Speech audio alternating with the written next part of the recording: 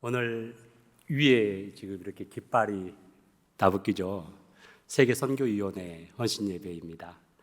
세계선교위원회 헌신예배로 드려지기 때문에 어떤 본문으로 하나님의 말씀을 전하면 좋을까 하면서 생각해 보다가 이 성경을 보다 보니까 한 여인의 삶을 하나님께서 어떻게 선교자로서 세워 가시는가 하는 것이 이 루디아라고 하는 여인을 보면 이 시작부터 마지막까지 하나님께서 어떻게 세워 가시는가 하는 게 잘 나와 있어요. 그래서 오늘은 이 루디아라고 하는 이 여인을 통하여서 하나의 존재가 이 선교의 동역자가 되어지는 이 과정을 잠깐 살펴보려고 합니다.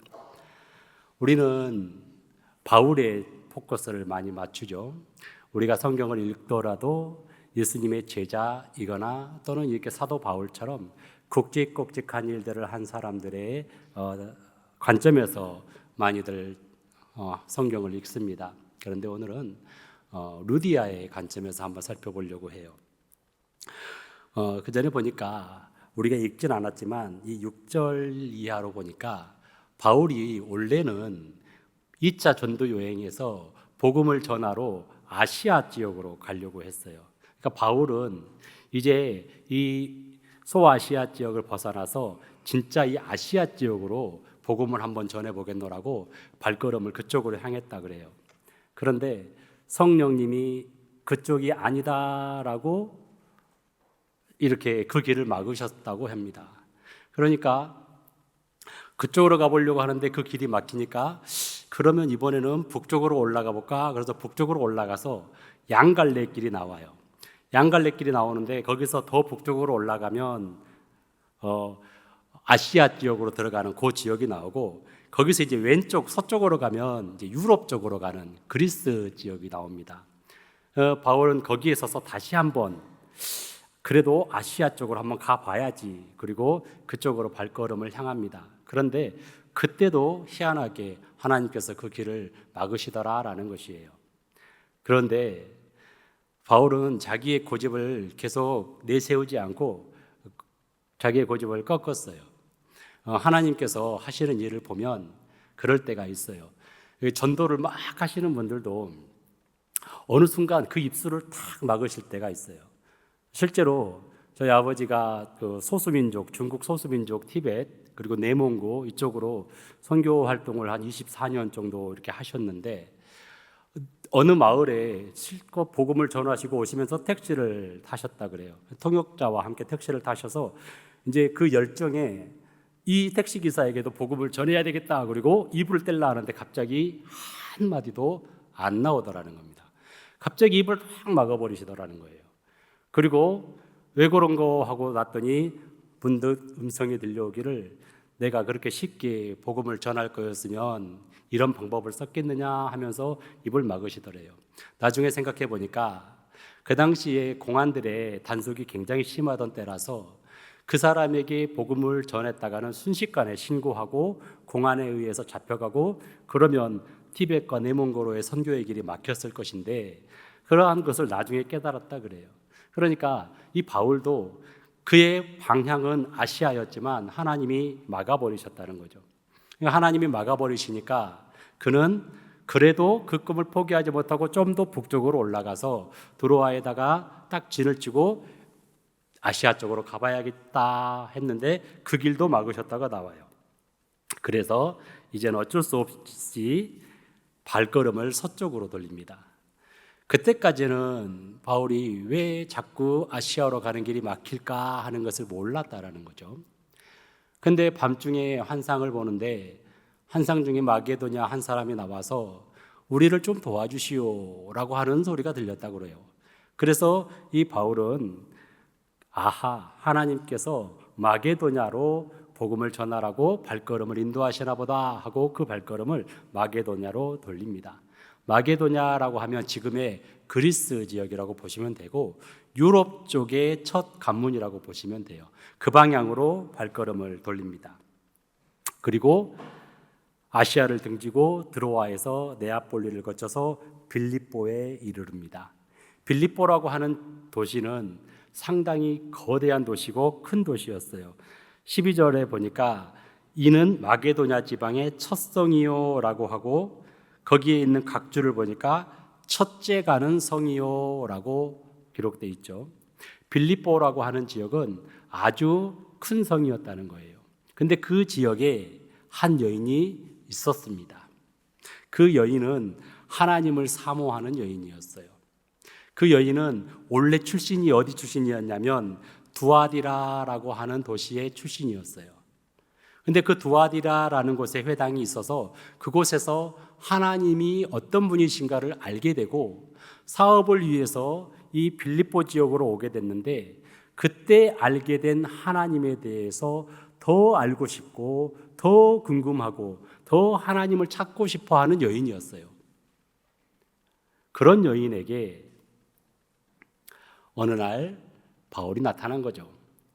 이 루디아라고 하는 여인은 그 이름이 루디아일 수도 있고 이 여인이 루디아 사람이다라고 해서 태어난 지명, 옛날 우리로 따지면 장성댁 또는 이제 화순댁 이렇게 불리어지는, 그 당시에도 그랬다 해요. 루디아에서 태어났다 그러면 루디아 이렇게 불려졌다 그래요. 그래서 루디아라고 하는 이 여인은 그래도 혼자 이렇게 사업을 일구고 자주색 옷감을 이렇게 판매하는 여인이었거든요. 자주색 옷감을 판매하는 여인이었다라는 것을 콕 찍어가지고 색깔을 기록해 놓은 이유가 뭔지 아셔요? 그냥 옷장사였다고 하면 될 것인데 옷장사였다 하지 않고 콕 찍어가지고 자주색 옷감을 팔던 여인이었다라고 기록해 놨어요. 왜 그런지 아셔요? 자주색이라고 하는 것은 특별한 색이었기 때문에 그래요.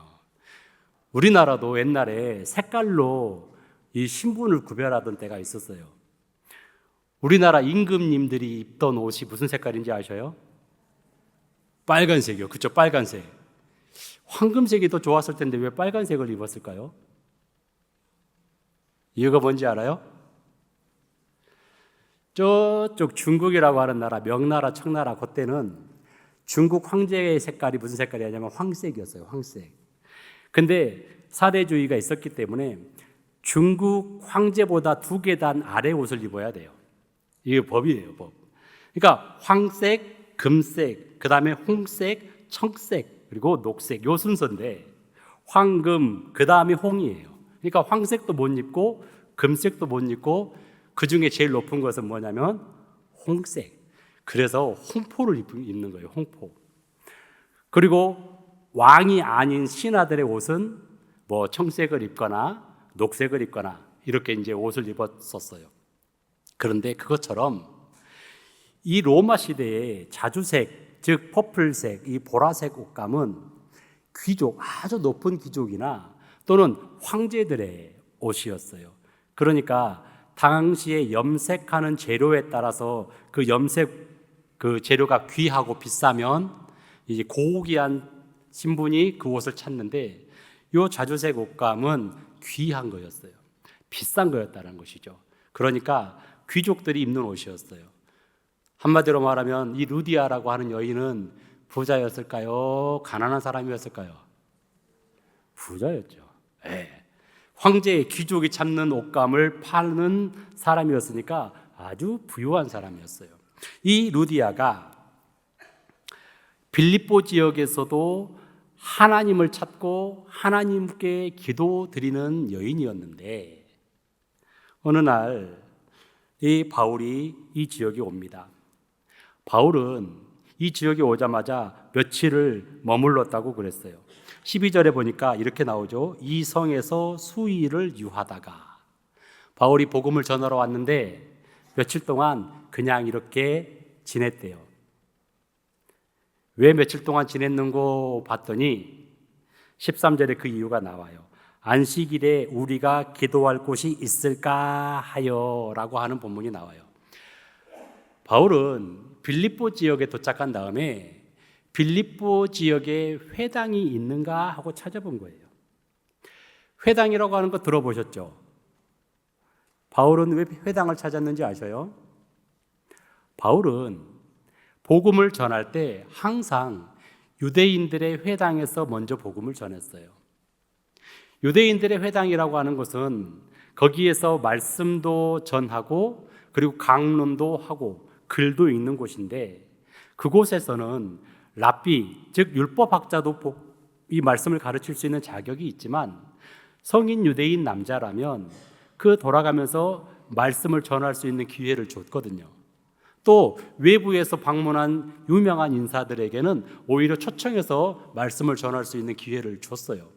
그래서 바울의 복음의 전략은 항상 뭐였냐면 어느 지역을 가더라도 그 지역의 유대인 회당을 찾아가는 거였어요.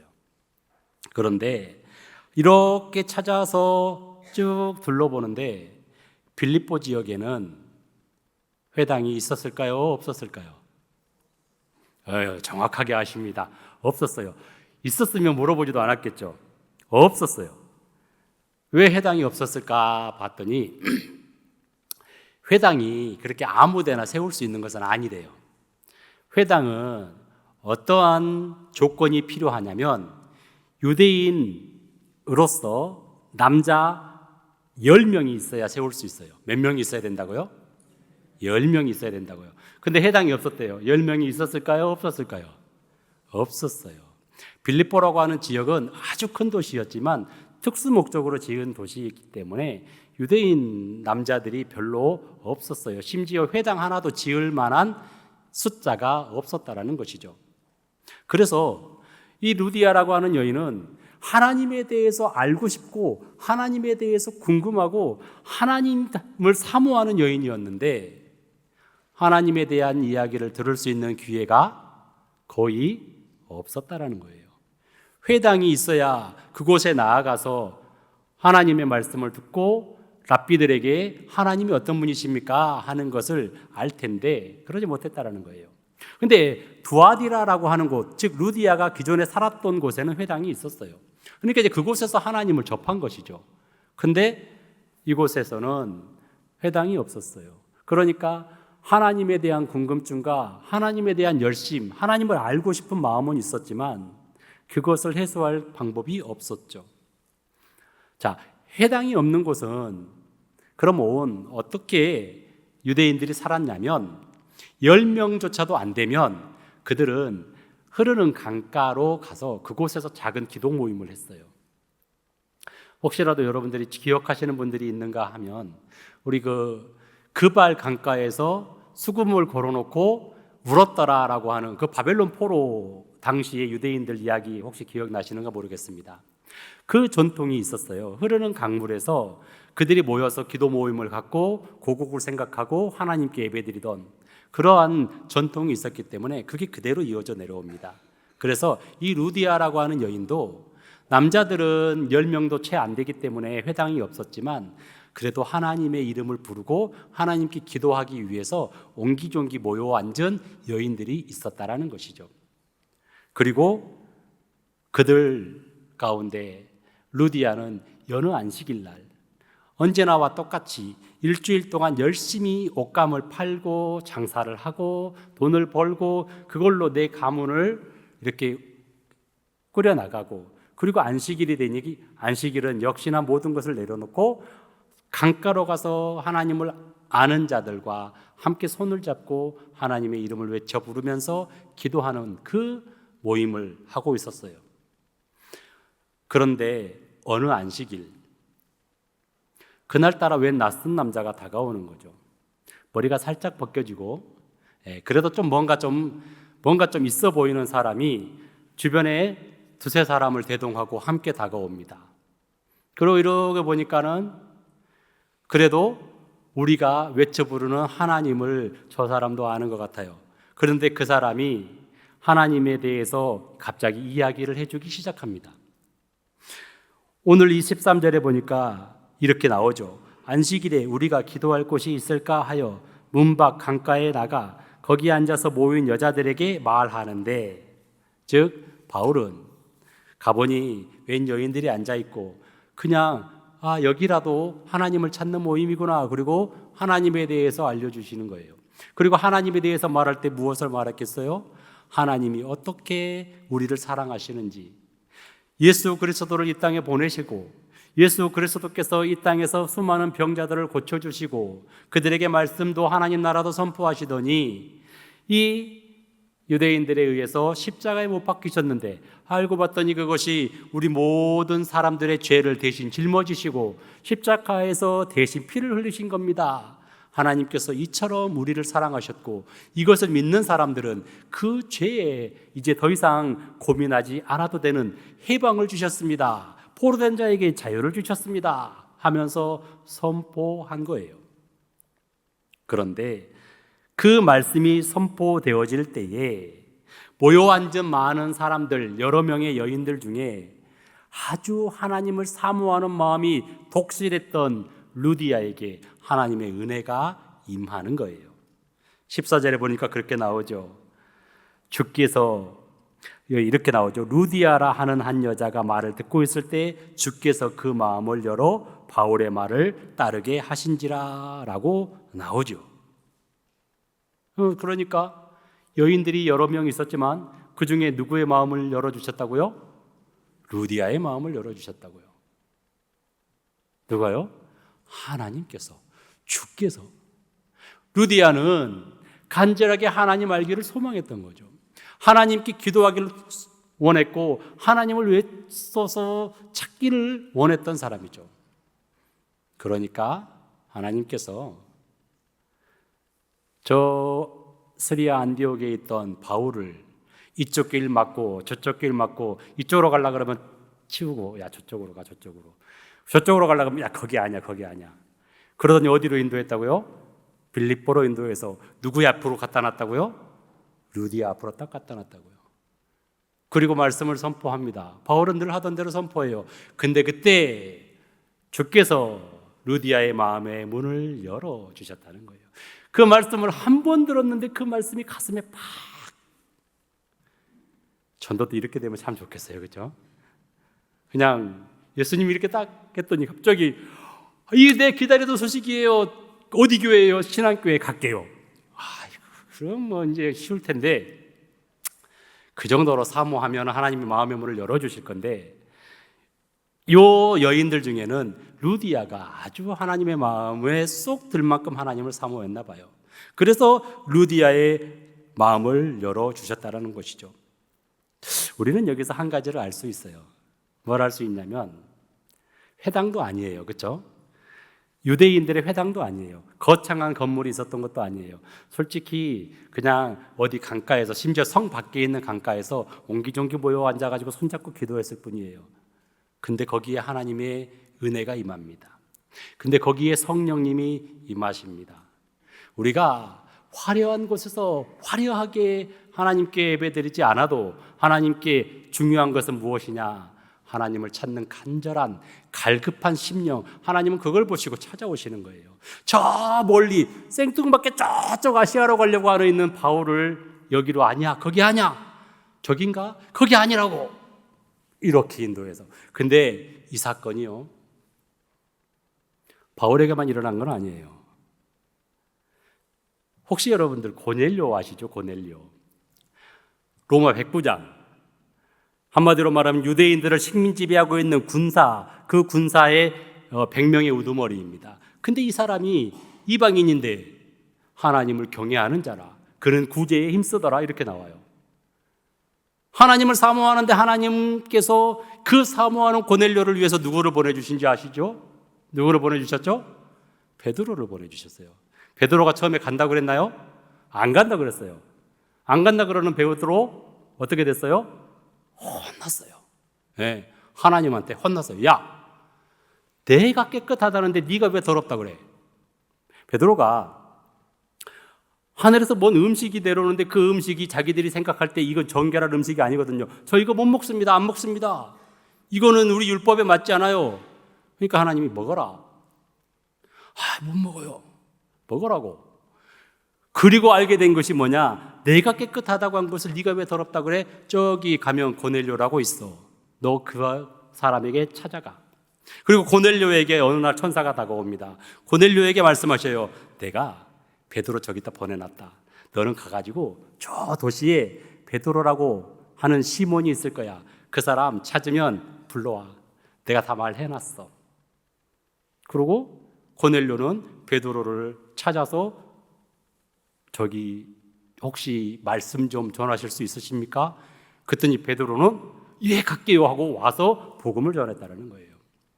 하나님께서는 정말로 하나님을 찾는 열심이 있는 자, 정말로 하나님께 갈급한 심령이 있는 자에게는 말씀을 전하는 전달자를 보내십니다.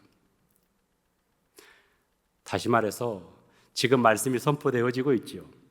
저는 베드로도 아니고 저는 바울도 아닙니다만 여기 계시는 누군가에겐 지금 계시는 여러분들 중에서 하나님을 간절히 찾고 하나님의 말씀 속에서 나에게 하시는 말씀, 예수 그리스도를 알아가는 믿음, 이것을 내가 꼭 좀 더 알고자 하는 자들의 마음의 문을 누가 열어주신다고요? 하나님께서 열어주신다고요. 그러니까 말씀이 선포되었을 때에 그 말씀이 내 마음에 와닿고 이게 나에게 은혜가 됩니다. 하나님이 이런 분이셨군요. 예수님이 나에게 이런 분이셨군요 하는 것을 깨달아진다면 누구한테 감사하면 돼요? 하나님한테 감사하면 돼요. 저한테 오늘 감사합니다 라고 하면 될까요? 안 될까요? 아무 쓰잘데기 없어요. 누가 마음의 문을 열어주신다고요? 하나님이 열어주셔야 은혜가 되는 거예요. 여기 앉아 계시는 분들이 아무리 수천 명, 수만 명이 있어도요, 하나님께서 마음의 문을 열어주시지 않으면 아무리 여기에서 달변가 이찬수 목사님이 오셔서 말씀을 선포하더라도요, 내가 하나님을 사모하는 마음이 없으면, 하나님이 내 마음의 문을 안 열어주시면 이게 나한테 아무 소용없는 말 그대로 속이의 경이기가 된다라는 것이죠. 그런데 하나님께서 마음의 문을 열어주시는 자, 다시 말해서 하나님을 정말로 갈급한 마음으로 사모하는 자, 그런 자에게는 하나님께서 마음의 문을 열어주십니다. 여러분들에게도 마음의 문이 열리시기를 바랍니다. 간절히 바랍니다. 우리 하나님께서 이 루디아를 찾아오시고 이 루디아의 마음의 문을 열어주시고 그리고 나니까 루디아가 어떻게 됐느냐, 15절에 그렇게 나와요. 그와 그 집이 다 세례를 받았다라고 나와요. 그냥 세례를 받는 게 아니에요. 이 당시에 세례라고 하면요, 완전하게 물에 이게 잠기거든요. 그게 뭐냐면 나 이제 죽었습니다. 과거에 나는 죽었습니다. 이제 나는 내 삶의 주인은 내가 아닙니다. 내 삶의 주인은 이제 날 위하여 십자가 지신 예수님이십니다. 내 삶의 주인은 하나님이십니다 고백하는 그러한 고백이 있을 때 세례를 받는 거예요. 그런데 루디아라는 여인만 세례를 받은 게 아니라 그와 그 집이, 다시 말해서 그와 그의 권속들이 전부 다 세례를 받았다라고 나와요. 그리고 세례를 받은 이 루디아는 바울을 강권하여 청하죠. 분명히 이렇게 말합니다. 내가 정말로 주를 믿는 자로 안다면 우리 집에 유하십시다. 제가 진짜 믿음이 생겼습니다. 제가 주를 믿습니다. 이거 동의해 주신다면 우리 집으로 가십시다. 왜 불렀을까요? 네? 왜 불렀을까요? 하나님의 말씀을 더 전해주라고. 하나님이 어떤 분이신지 더 궁금하다고. 저 진짜 예수님이라는 분이 진짜 어떤 분이신지 궁금하다고. 하나님께서는 그를 찾는 자를 외면하지 않으시고 길을 열어주는 분이심을 믿으시기 바랍니다. 이 루디아는 이후에 어떻게 되어졌을까요? 성경에서 이제 루디아는 저 밑에 40절에 한번 나오고 안 나와요. 근데 성경을 보면 유추해 볼 수가 있어요. 빌립보라고 하는 지역, 회당도 없었던 곳, 그곳에 복음이 심어졌잖아요. 이제 루디아와 그의 가문, 저 뒤에 나오는 어떤 귀신 들린 여종 또는 간수, 요 정도의 하나님의 복음이 심어졌어요. 예수님에 대해서 알려졌어요. 그리고 우리는 너무나도 잘 압니다. 저 뒤에 무슨 책이 있냐면 빌립보서가 있어요. 그죠? 빌립보서. 지금 루디아가 사는 지역의 이름이 뭐더라고요? 빌립보. 그 당시에는 회당도 없었어요. 유대인들 남자들이라고 해도 10명도 안 돼가지고 회당을 조직도 못했어요. 근데 나중에 루디아의 집을 루디아는 자기의 집을 내놨어요. 그곳에서 복음이 전해지기 시작합니다. 너무나도 그 큰 은혜가 감사해서 바울이 떠나가도 복음을 전해요. 그리고 1명, 2명 루디아의 집에 모입니다. 그리고 빌립보 교회가 세워집니다. 그리고 그 빌립보 교회에 바울이 편지를 보냅니다. 그런데 그 편지의 내용을 보니까 이렇게 나와요. 빌립보서 1장 3절에서부터 5절까지 말씀을 보면, 내가 너희를 생각할 때마다 나의 하나님께 감사하며 간구할 때마다 너희 무리를 위하여 기쁨으로 항상 간구함은 너희가 첫날부터 이제까지 복음을 위한 일에 참여하고 있기 때문이라 라고 기록되어 있어요. 처음에 루디아에게 심어졌던 그 순간부터 바울의 복음의 그 모든 순간에 이 루디아를 비롯한 이 빌립보 교회가 열심으로 선교에 동참한 거예요. 한 번도 끊어진 적이 없어요. 첫날부터 이제까지 복음을 위한 일에 참여하고 있기 때문이라. 그래서 내가 너희에게 항상 감사하고 너희를 위하여 간구하며 기뻐한다라고 바울은 편지를 쓰고 있어요. 그리고 4장 15절에 보니까 빌립보 사람들아 너희도 알거니와 복음의 시초에 내가 마게도냐를 떠날 때에 주고받는 내 일에 참여한 교회가 너희 외에 아무도 없었느니라 라고 이야기하고 있어요. 바울이 마게도냐 그 힘든 곳에 복음을 전할 때 기도와 물질로 열심을 다해서 후원한 곳이 바로 이 빌립보, 이 루디아, 그리고 복음을 들은 자들이었다는 것이죠. 누가 해나가셨을까요? 하나님이 해나가신 거예요. 루디아가 한 일은 뭐냐면 간절히 하나님을 사모하는 거였어요. 하나님, 정말 하나님이 어떤 분이신지 궁금합니다. 하나님, 창조주시라는 것까지는 제가 얼핏 들었습니다. 그러면 하나님은 어떤 분이신가 진짜 너무너무 알고 싶어요 하는 소망이 있었어요. 그거 하나예요. 그럼 나머지는 누가 해나가셨느냐? 하나님이 해나가셔요. 말씀이 갈급해요? 지식이 부족해요? 하나님이 말씀 전하는 전달자를 세우십니다. 지식을 풍성하게 해주십니다. 하나님에 대한 지식, 예수 그리스도에 대한 지식, 더 나아가서 나는 어떤 존재인가? 하나님 앞에 참 보잘것없지만 내 심령을 예수 그리스도로 풍성하게 채워주십니다. 그러면 입술을 열지 않고는 내가 어떻게 참을 수 없는 때가 오게 만드시는 것 누가 하신다고요? 하나님이 해나가십니다. 그리고 이 일을 빌립보 교회는 끝까지 감당을 했어요. 하나님께서는 아마도 지금은 이제 루디아가 이 세상 사람이 아니겠죠. 빌립보 사람들도 이 세상 사람이 아닐 거예요. 그럼 지금 이 사람들은 다 어디가 있을까요? 하나님 나라에서 수고했노라. 그리고 보아라. 너희가 이처럼 선교에 힘쓰고 복음 전파에 힘썼더니 저 생판 들어보지도 못했던 저 대한민국이라고 하는 저 지역에, 저 광주라고 하는 저 조그마한 지역에, 저 신안이라고 하는 저 조그마한 지역에 이렇게 나의 이름을 외쳐 부르는 자들이 많아졌다. 네가 여기서 나를 사모했던 그 결과가 이곳에서 이렇게 열매로 맺혀졌다.